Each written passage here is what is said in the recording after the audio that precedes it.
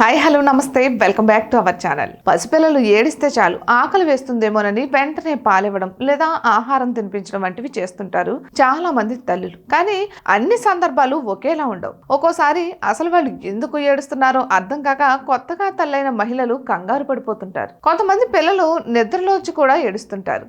ఎందుకంటే పిల్లల్ని ఎక్కడ పడితే అక్కడ పడుకోబెడితే పడుకోరు. వాళ్ళు పడుకునే ప్రదేశం మెత్తగా ఉండాలి, లేదంటే అసౌకర్యంగా ఫీల్ అయ్యి ఏడుస్తుంటారు. కాబట్టి వాళ్ళు పడుకునే ప్రదేశం మెత్తగా ఉందో లేదో ముందే సరి చూసుకోవడం ముఖ్యం. లేదంటే నిద్ర వచ్చినా నిద్ర పట్టకపోవడంతో ఏడుస్తుంటారు. అలానే ఏ చిన్న శబ్దమైనా పసిపిల్లలు మధ్యలోనే లేస్తుంటారు. దీంతో నిద్ర సరిపోకపోవడం వల్ల చికాకుకు గురై ఏడుస్తుంటారు. కాబట్టి పిల్లలు పడుకునే ప్రదేశాలు ప్రశాంతంగాను ఎలాంటి శబ్దాలు లేకుండా వారికి సౌకర్యంగా ఉండేలా చూసుకోవడం ముఖ్యం. అలానే పెద్దవాళ్లే ఆకలి తట్టుకోలేరు, ఇక పసిపిల్లల సంగతి అయితే చెప్పనే అక్కర్లేదు. కాబట్టి వాళ్లకు ఆకలి వేసినప్పుడు కూడా బాగా ఏడుస్తుంటారు. మరి వాళ్ళ ఏడుపును ఆపాలన్నా, ఈ కారణం వల్ల ఏడవకుండా ఉండాలన్నా టైం ప్రకారం వాళ్లకు పాలివ్వడం, ఆహారం తినిపించడం కూడా చాలా ముఖ్యం.